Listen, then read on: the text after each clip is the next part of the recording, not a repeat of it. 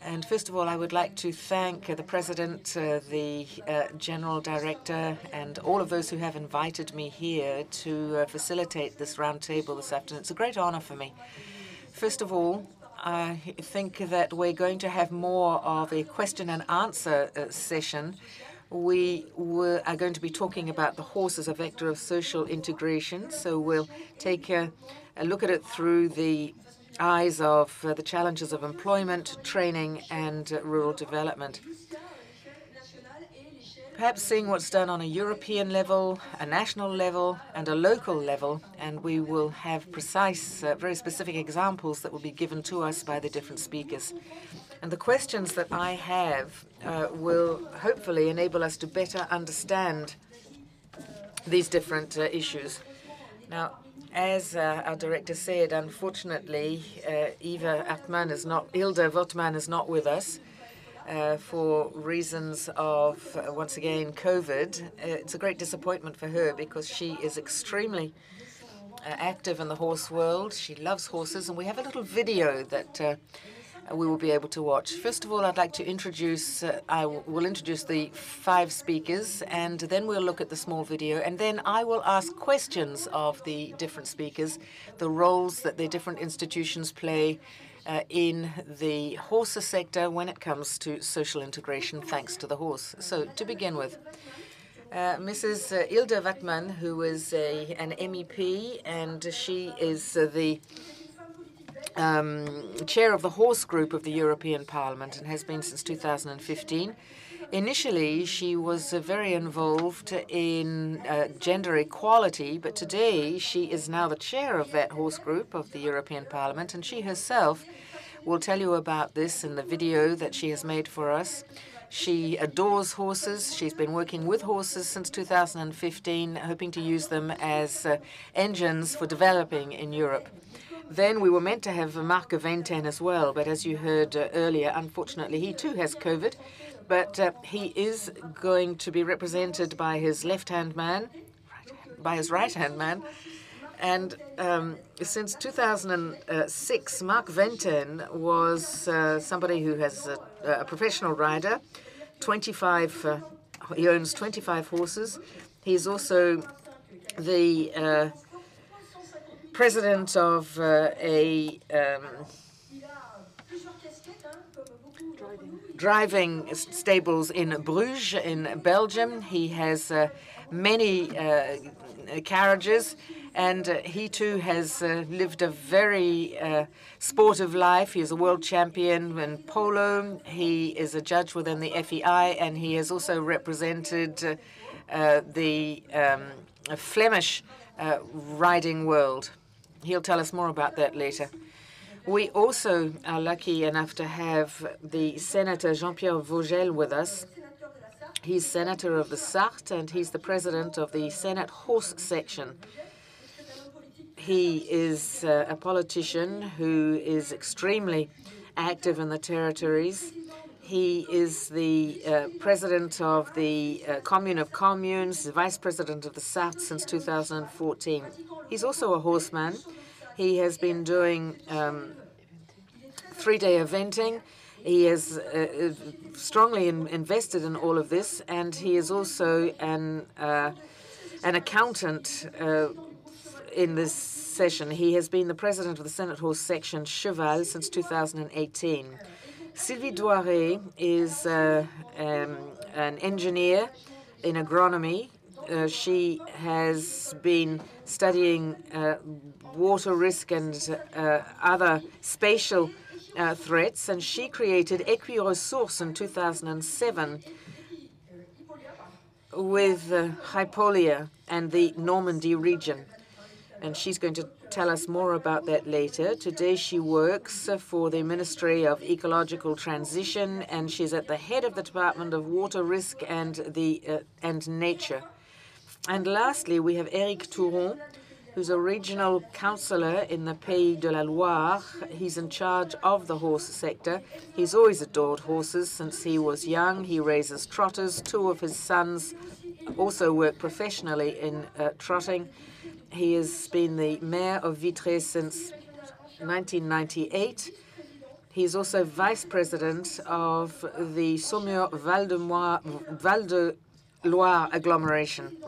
He's the president of the Viry riding stables, and he's active in other regions of France as well. And I suggest now, Danielle, could you send us the little video that Hilde Wortmann sent us? She did want to say just a few words. And those who are following online, we can be extremely proud of our European horse sector.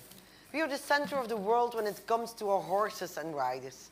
So it is true, the horse really is an asset for the post-crisis world.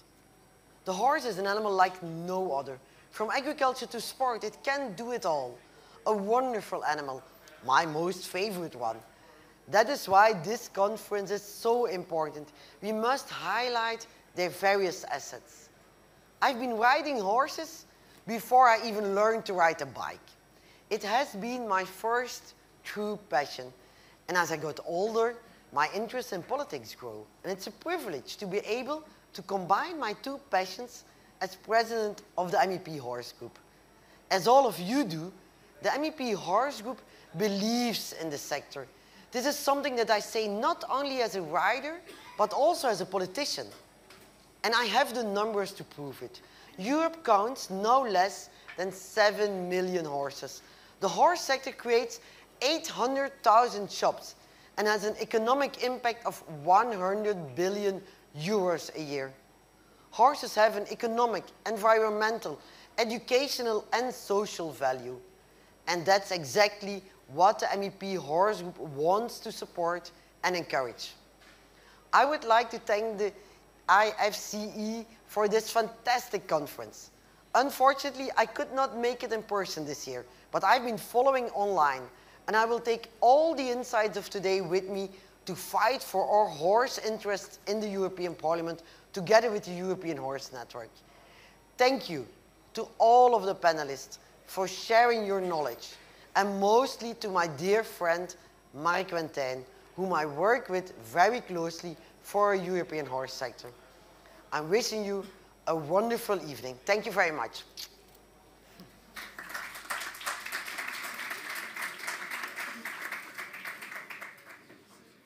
Ça marche? Ça marche? Je vois comment ça marche.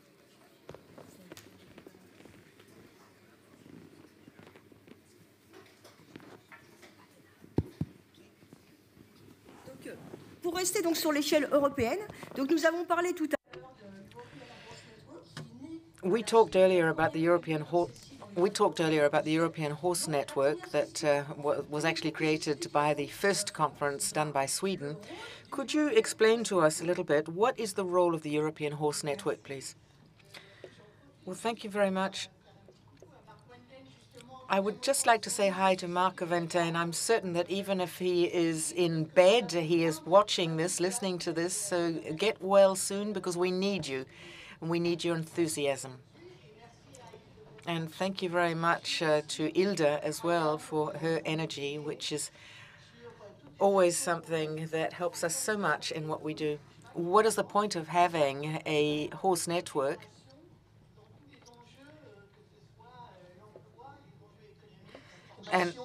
And how does it play its role in economy and in social integration? So thank you very much. It was in 2009, under the aegis of the first Swedish presidency, that we created this horse network. It was something that was expressly wanted by the Swedish presidency. It was managed, first of all, by the Swedes, and now Marc Quentin is the president. We started off with one small structure, and today we have 30. So we have grown exponentially. Everything has been based on the goodwill of the members and the expertise of the members. That is what this network is used for. It is to coordinate and it is to inform. And we do it with using classic lobbyist methods. And part of these tools is that we come up with statistics, as I said, 7 million horses, 800,000 jobs. That gives a certain economic impact that hovers around 100 billion euros. That's quite considerable, and it's important to highlight the importance of the horse sector. Once we have the figures, we come up with a brochure. There were one or two of these available when you came in, and in this brochure we list our priorities. We say what they are. We talk about how we work. We have two-page pamphlets. We have the horse group in the European Parliament that was previously chaired by Jean Arthuis earlier, and today by Madame Gottman, who is a Belgian MEP. We also work we have conferences, we have thematic lunches, and since 2010, we've probably held about 15 of these lunches on different subjects. And of course, any subject has to be tabled before the European Parliament before it can actually be taken seriously. Well, thank you very much. This brings me back to my second question. Can you give us a concrete example?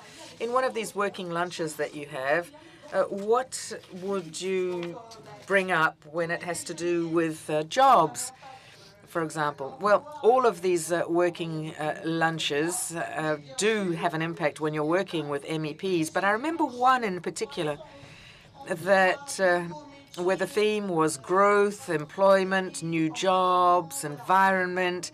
We wanted to group together some of these themes that had an effect on employment, and we wanted to show that horse tourism was beginning to develop a lot.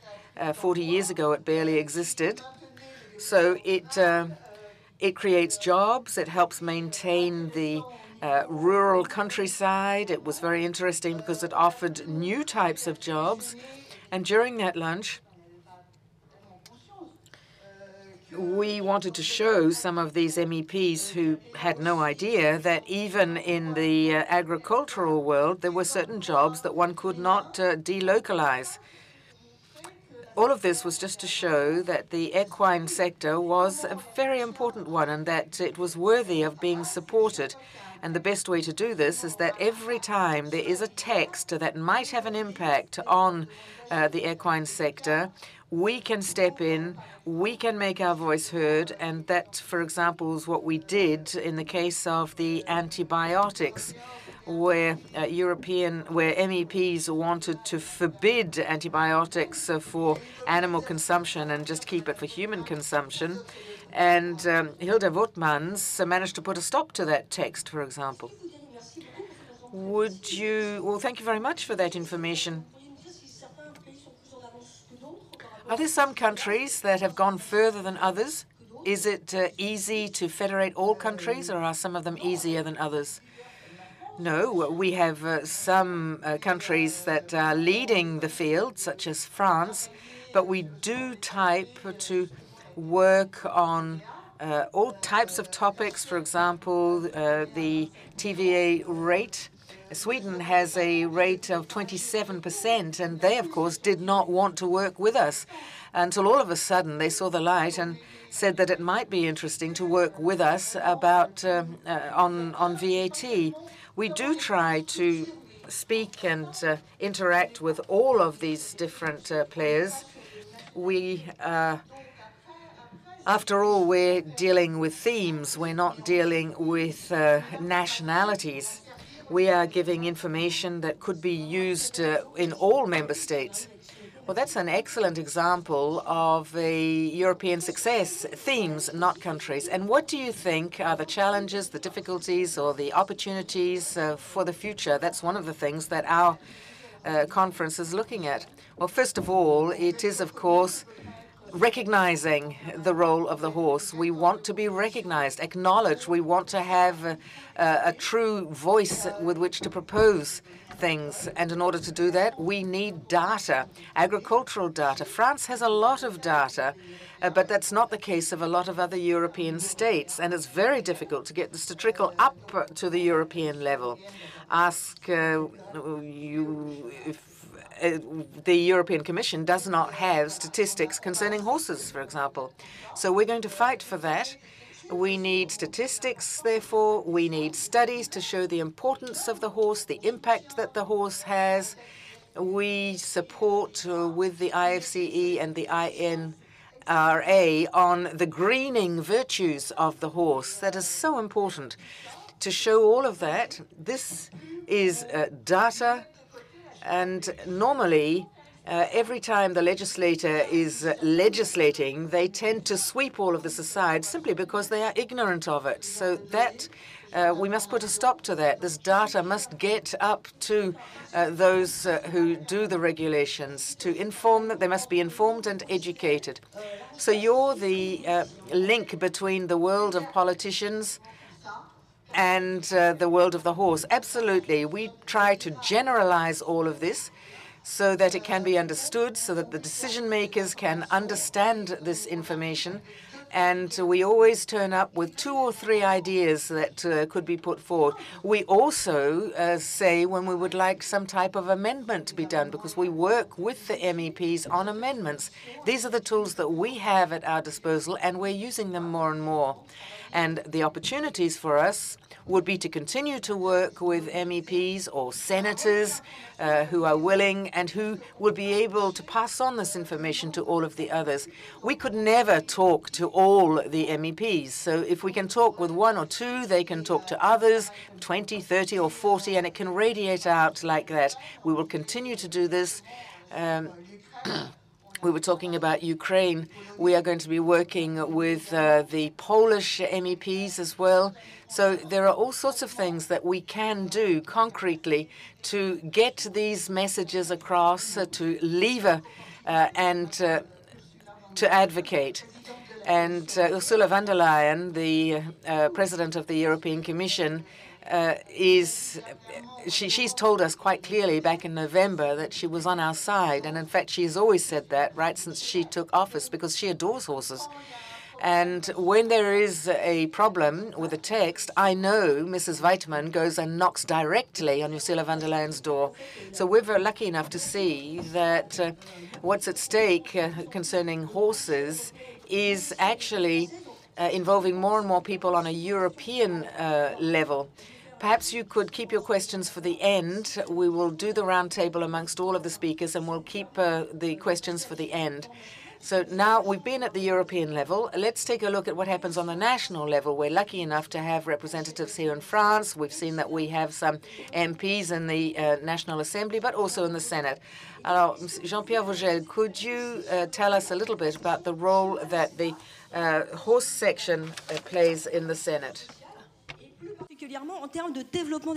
And more specifically, when it comes to the development of territories, well, let me start by thanking the organizers of this symposium that is highly interesting, and thank you to the Director General of IFCE for inviting us on this wonderful premises here in Saumur. Let me remind that the Senate is the representative of territories in the Parliament. So in first instance, of course, we defend territories, rural territories, but also urban ones.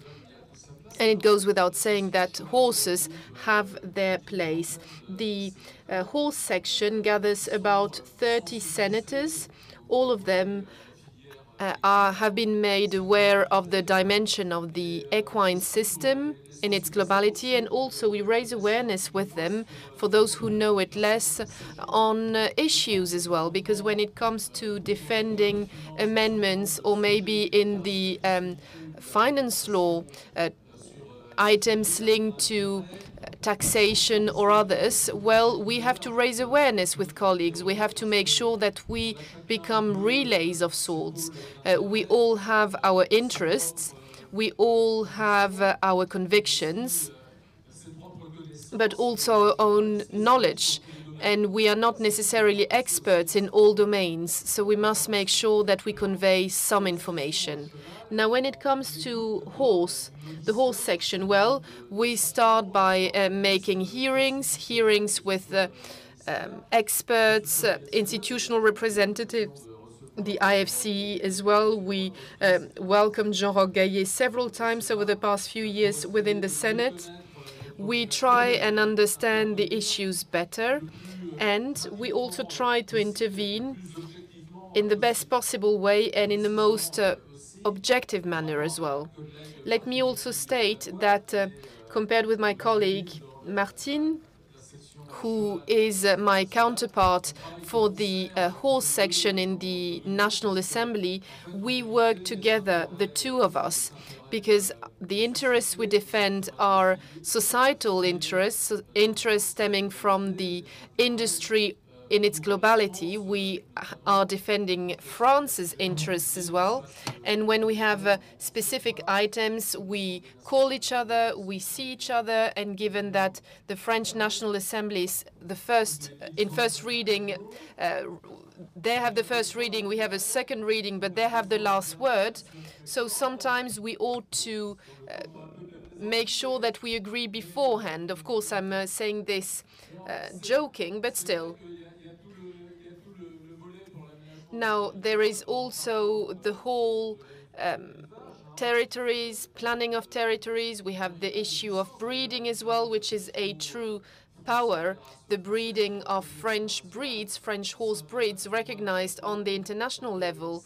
This is a very strong heritage for us. So, of course, we ought to be very careful from the beginning when it comes to the breeding of horses.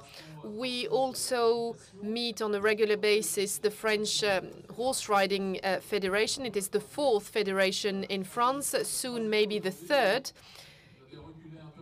Bearing in mind that so the representative of the French Riding Federation is saying that it is the 3rd place. So we are in the 3rd place. With the development of many disciplines, you also reminded with equine tourism, equestrian tourism in rural territories. Now, there are also the pathways, hacking pathways that are used for hacking in general, but taking care of those pathways. This is made thanks to equestrian tourism that developed. And the French Federation is, of course, a privileged contact point for the horse section in the Senate with all the organisms around it. I'm thinking about the National Equine Group. We also have the Association of Working Animals for draft horses, for instance. This is also a significant contact point. And then we have the whole racing world with the PMU. We were faced with a major discussion several months ago on the transformation of GIE PMU into a commercial company. Everyone had their own opinion on this. Let me remind you that PMU in France, so betting on racehorses, brings over 150 million euros to the state budget. This was in 2018, before the COVID crisis. And it is paying this back to parent companies and trotting, galloping. It is about 750 million euros. Sorry. So I believe that we ought to support race business as well with breeders, owners. Also, when it comes to race courses, we have over 260 race courses in France. And this is once again territory planning. It is about attractivity. And then we have larger race courses. Some are in the hand of collectivities with an associative role or with parent companies. And once again, on those race courses, you have several cultural events, not only horse races. So once again, we have major challenges when it comes to attractivity and the development of territories. And also we have this whole network of volunteers that make sure that the race industry flourishes, but also other sectors. And let me remind you that in the industry we have 3 Olympic sports: dressage, show jumping, and 3-day eventing. This is a great opportunity. We have Olympic champions one of the Olympic champions is actually welcomed here. Jean-Roch Gaillet reminded it this morning.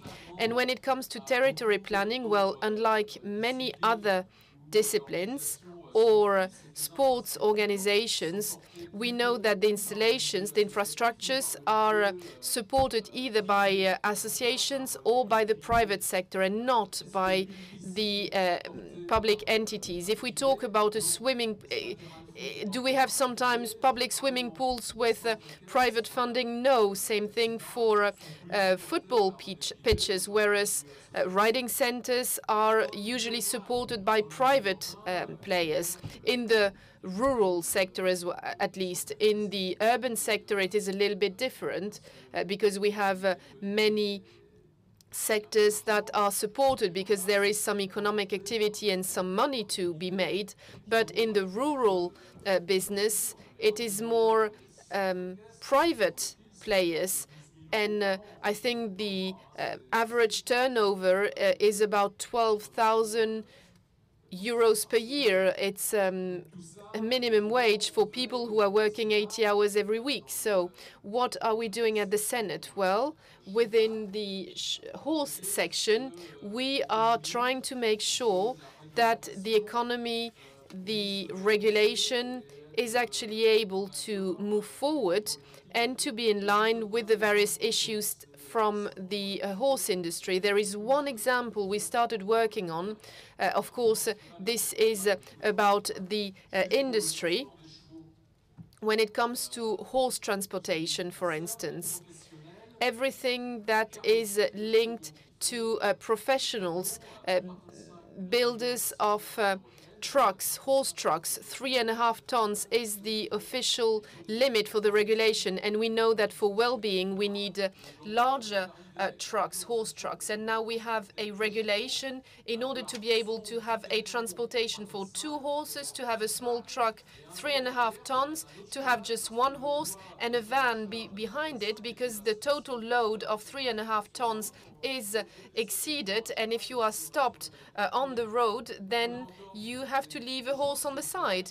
So once again, we are talking about regulation on which we are trying to move forward. And the horse section of the Senate, the horse section of the National Assembly as well, supported us.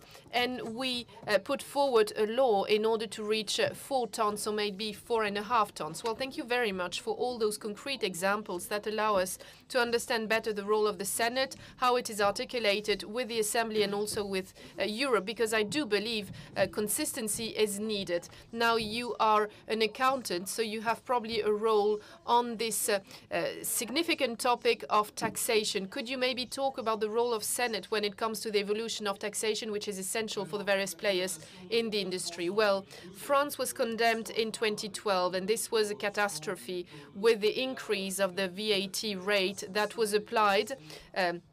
It was 5.5%, and it was transformed into a 20% rate with a few adaptations that could maybe be questioned, or at least that gave rise to a number of questions from the Ministry of Finance during some tax controls, with VAT rates reduced to 5.5% for access to premises and 20% for the rest of the activities, especially when it comes to the sales of horses. So every single structure had to determine what share was subject to 5.5%, with analytical accounting that was very difficult, and sometimes a distribution was that was a little bit random. I supported a number of customers during some conflicts, and last year the Ministry of Finance, in order to avoid problems, said that it will be 50% applied to 5.5% and 20% and 50% applied to a flat rate of 50%. So the average rate was about 13%. We know that Europe, or at least the European Commission and the ECOFIN Council, pronounced a favorable opinion in order for the states to actually be able to apply rates to the activities of the industry. Now, if I go back to the actual text, well, It was on December the 7th, the Council of the European Union found a political agreement on a list of services and goods, including entitled to a reduced VAT rate, including equines. Now, it will have to be transposed in France, maybe in the next Bill of Finance for 2023. This could be envisaged, but we should not have a rate of 10%, because between 13 and 10%, truly speaking, the gap is not huge. So maybe we ought to come back to the traditional rate for agricultural activities, because once again, we are in the agricultural sector. Maybe we should go back to a rate of 5.5%. The ministries that were heard in the framework of the cheval section, the horse section in the Senate, were aware of this. Thousands of jobs were actually destroyed, and some profitability just declined.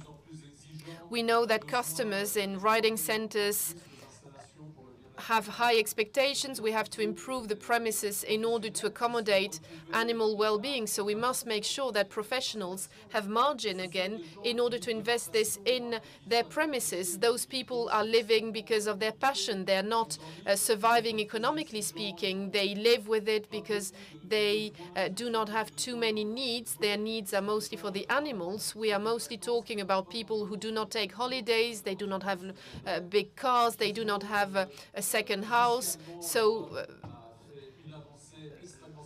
from a tax viewpoint, Europe moved forward in a significant manner, and I believe that in France, the implementation of the ECOFIN agreements should not be a problem for the profession with all the declarations that were made, and we will be waiting this in the vote on the future bill, finance bill, in agreement, of course, with our horse section, and we are not from the same political family, so I believe that we will be able to find an agreement for the well-being of all the professionals in the sector. Thank you very much.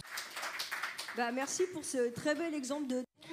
Thank you very much for that splendid example of democracy. It's true that in the world of horses, we have all types of different political colors. We see that in France, and despite that, we managed to come to agreements amongst ourselves thanks to our common love of the horse. So thank you very much. And again, if there are any questions, could you keep them till the end of the session, please? We're now going to move on. We've done Europe, we've done national, and now we're going to look at more local examples. I thought that it would be very interesting to have some examples shown today. For more than 10 years now, you have been working with Equiresources, and we're lucky enough to have the founder of Equiresources with us here today. What is Equiresources? What does it do? Good afternoon, everybody. It's really a great pleasure for me to be here with you this afternoon, and thank you very much to those who invited me. I have been with Equiresources right since it first got off the ground. What was of prime importance for Equiresources was the creativity back in 2005-2006 of what was called competitive sectors.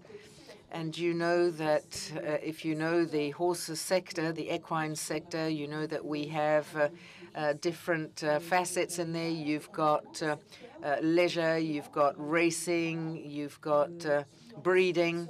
But there were a certain number of people who decided that it would be logical to pull together for the greater good, and so that there would be a better matching of supply and demand when it came to jobs. And today, this competitive sector is called Epaulia because there are certain sectors where we simply cannot find anybody these days. We are having great difficulty hiring people. One of our other missions is also to meet young people. We know that there are many people who would like to find a job and who cannot actually get in touch with the companies with whom they would like to work. So we hopefully can be a relay between these young people who are being trained or who are job seekers and the companies or the employers with whom they would like to work. So we worked with a certain number of people, first of all in Normandy, but hoping to spread this throughout France, to do something that at the time we called the Horse Employment Agency. The ANPE, as it is known in France. And we went to see the employment agency in France, and they told us, the ANPE told us, that they had no idea how to find jobs for people in the equine sectors. So back in 2007, we created a structure called Equi-Resource. We were thinking, of course, about human resources, but also because we want to find the necessary horses to be the missing link between the job seekers and the jobs that are available in the equine sector. We worked with all of the different sectors, thanks to Ippolia. We were strongly helped by the Normandy region, and there we were able, and thus we were able to create Equi-Resource. We also benefited from European financing for several years, and we also got the great financial aid from FASEC, which is very well known in the racing sector. So we opened Equi-Resource in 2007. There were three of us. There was one person from the National Stud Farm, there was one person from the National ANPE, and one other person. And we were able to recruit somebody who actually came from Ippolia. That was who the third person was. In the first year, we were very proud because we actually got 40 job offers that came our way. We literally picked up our pilgrim staff and we knocked on doors, telling people that what we were offering them was a free service, a tailor-made service, offering modern tools to actually get the information you need to be able to find a job or to be able to find somebody to fill a job. And ever since 2007, we've had a website. I can but encourage you to go and take a look at that website. It gets better and better. It's wonderful for people who are trying to find out more about how they can work with horses, how they can access these different jobs with horses. And it's also a wonderful website where you can find a lot of job offers. And you can truly go and see what these job offers actually entail. What region of France are they to be found in? What is the job description? And how much does it pay? So all of this information exists on the Equi-Resource website, and it is being ramped up all the time. In between 2007 and 2008, since then, everybody, including the Ministry of Agriculture, has turned to us saying, can you give us some statistics? And we said, but we're just a one-stop shop for people who want to work in the horse sector. We're not you. We don't have agricultural statistics. We don't know how many young people are actually being trained in the different training centers every year, or how many come out with a diploma. But if you want us to do it, maybe we could do it. So in 2009, we also created an observatory of all jobs in the equine sector. We have done several national studies because different studies can be ordered from different organizations who want statistics that have something to do with prospective job offers. Maybe I should stop there? Well, yes, and perhaps you could answer this question now as somebody who I am somebody who works in the horses sector, and all of our students, no matter what type of job they are working in, they all use Equi-Resource. Well, I actually left the IFC in 2017, and every time I met somebody from the horses sector in France, and I said, I'm Equi-Resource's mum, and everybody who works in the horse sector knows exactly what Equi-Resource is. At some time, I remember that Françoise Clément, who was my director at the time, said to me, it doesn't matter if your first projects went awry. One day you will have a project that truly works, and that's what's happened with equine. It's been up and around now for 15 years. We have over 3,500 jobs that have been found by equine, and since the beginning of when we opened, we have put out more than 30,000 job offers. We started in Normandy, and now we've spread to the whole of metropolitan France and the overseas territories as well. So it is true that equine today is a wonderful tool to be used by all students in all equine training centers or faculties. We are all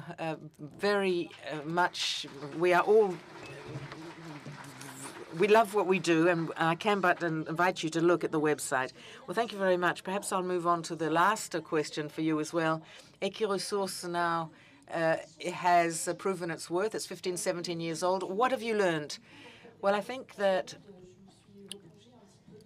preparing myself for this round table, I went back and took a closer look at the reports that we have drafted in equine, and I see that 15 years later, it is still very difficult to actually recruit in the equine sector when you are an employer.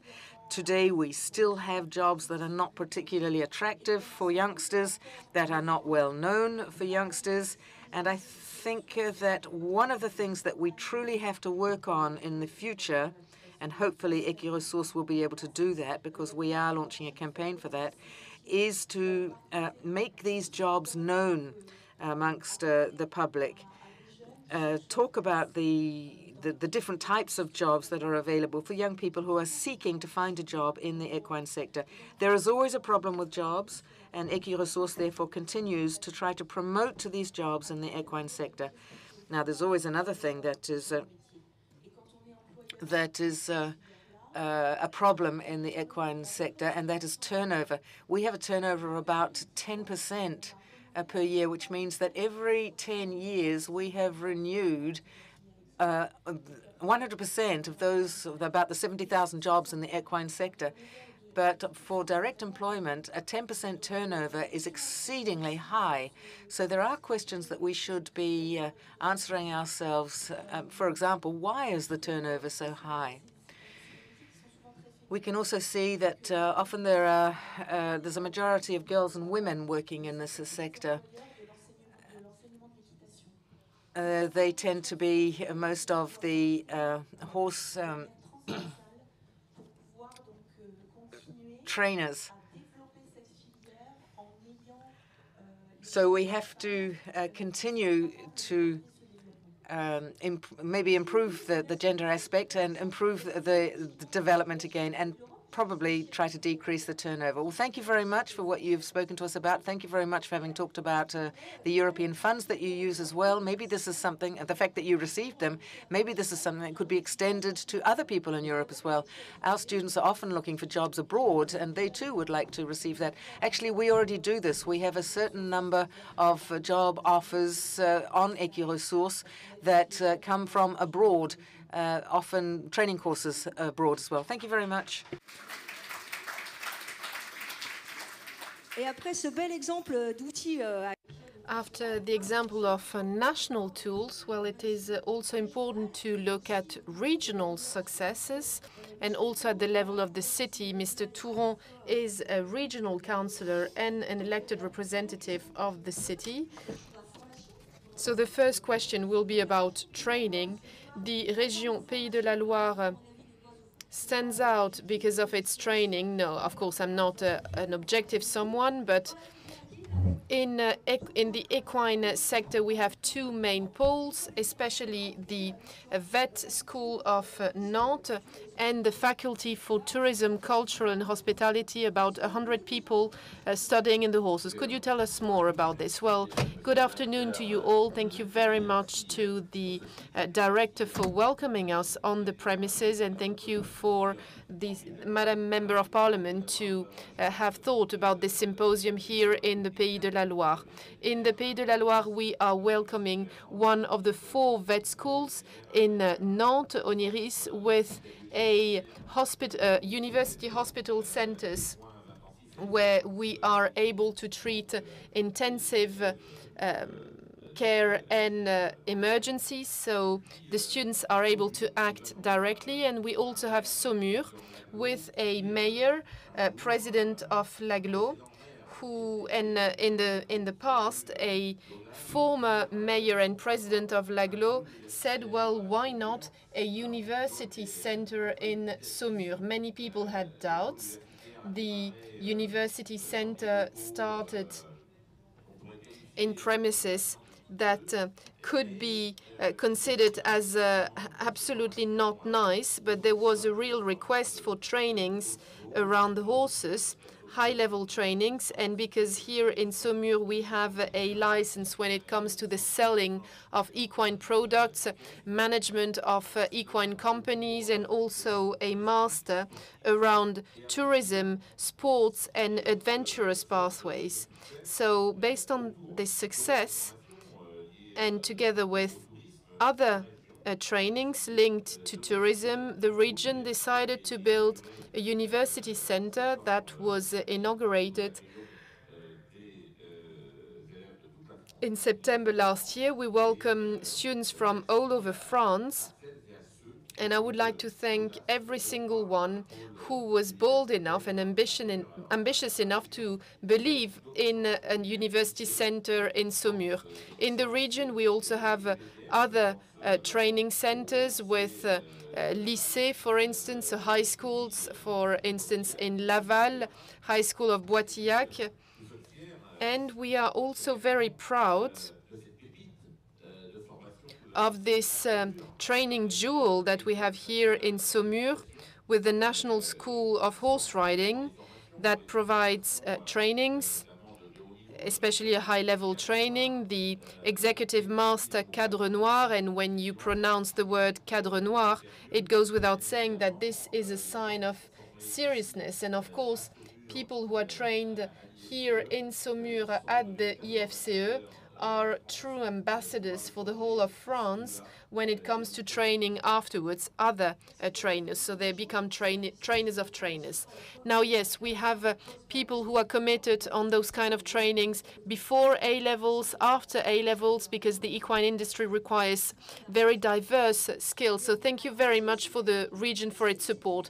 At the level of the region, you also want to develop equine tourism through ambitious policies. Could you tell us more about this? Well, our region president would like to make sure that under his mandate we develop equine tourism. Now, we have a very strong player, which is the Conseil des Équidés, and the region is lucky enough because it is able to go from sea to land or from land to sea while going along a wonderful river that is classified at the UNESCO World Heritage, La Loire.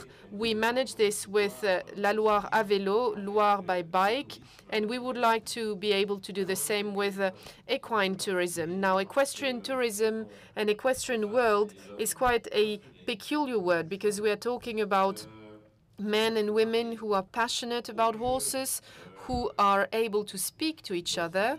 Sometimes they ignore each other, and sometimes they actually hate each other. So I must say this is quite difficult. Within the region, I am in charge of two other items, the wine.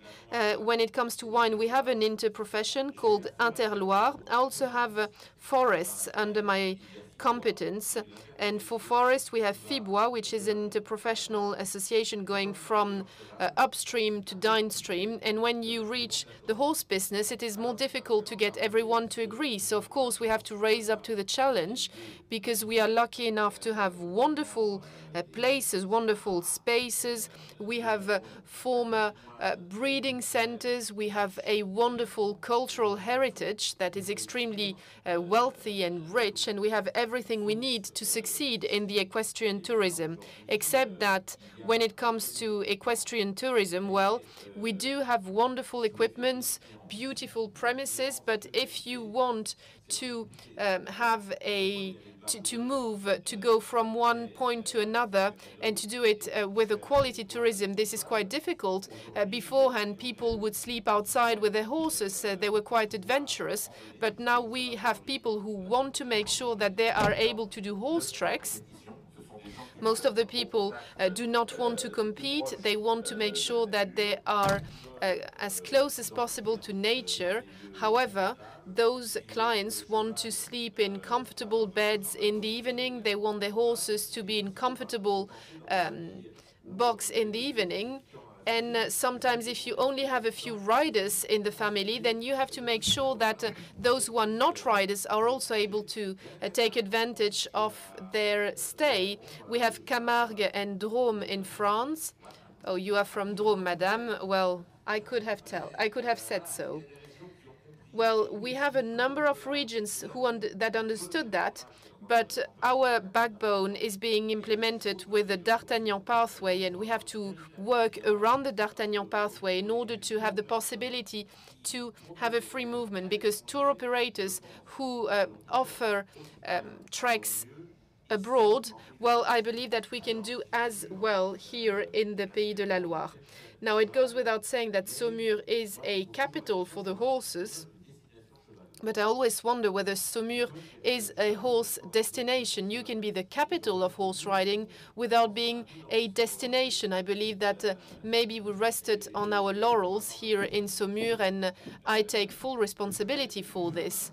The horse has become a tool for tourism and marketing. This morning I was together with the mayor of a coastline mayor from Vendée, and the sea, Saint-Jean-de-Mont, Sable d'Olonne, or Saint-Gé-de-Blandeville, the sea is identical everywhere. And if you want to stand out, or rather, in order to stand out, we have a number of collectivities that do not have a horse DNA, but they are trying to attract new tourisms with projects around horses.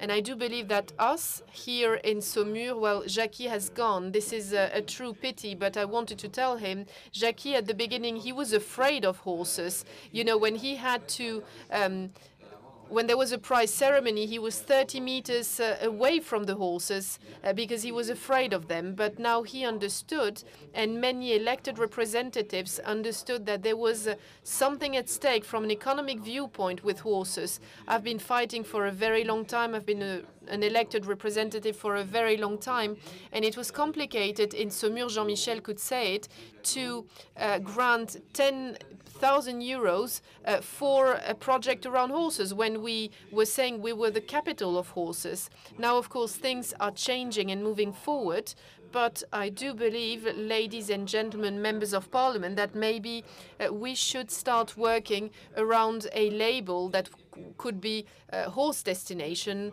or something along those lines.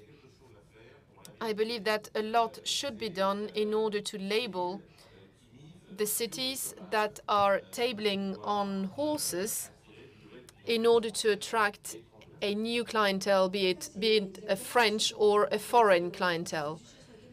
Now, those are the topics we have been working with in the framework of the review. We worked on the Destination Cheval.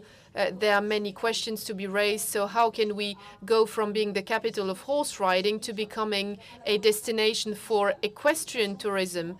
Horse riding, but also around the horses. And I believe that those are emerging topics. And Alain Liberieux, who is the founder of the D'Artagnan Pathway, is with us this afternoon. So maybe he will be able to take the floor later. So now the last question on the local scale that you also represent, with the example of Véry.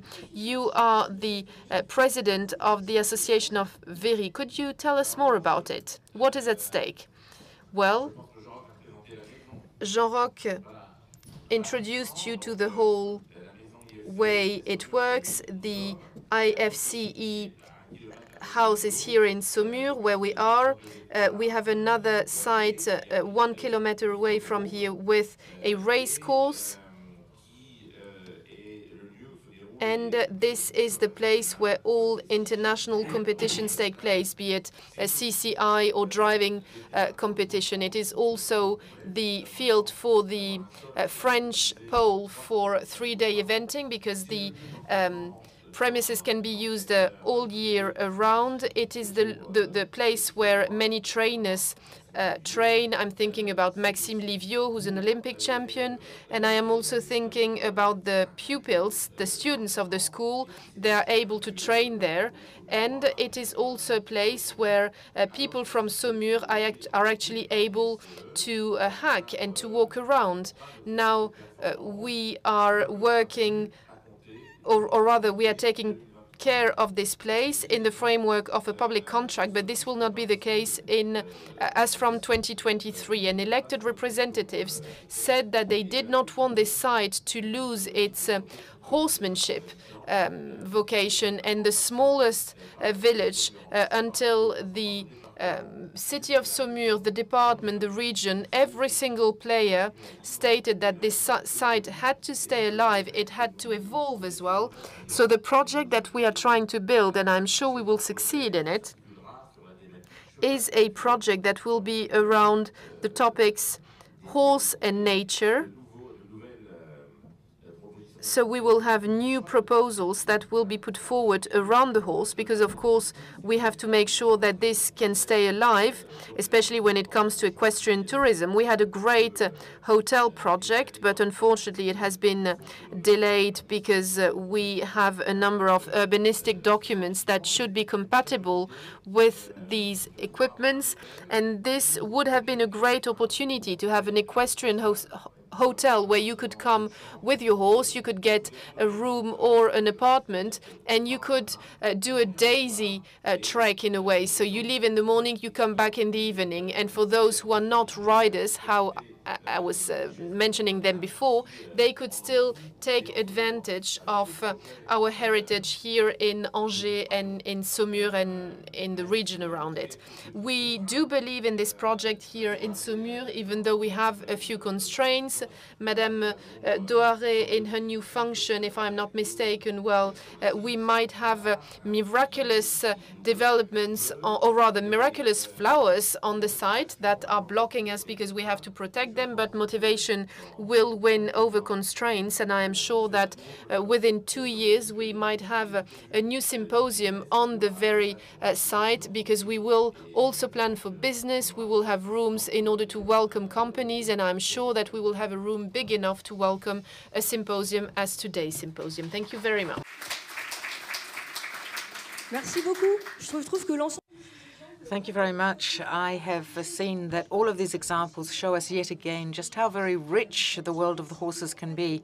We've heard about the diversity, we've heard about what's at stake, and you've been talking about difficulties that have existed for a long time in the horse world. But maybe with this territorial development, we are finally managing to tackle these obstacles and to see that instead of seeing things as obstacles, we should be looking at them as opportunities. There are different scales, whether you're working on a municipal level or a national or a European level, but all of us seem to have understood how important it is to actually work together to overcome all of this.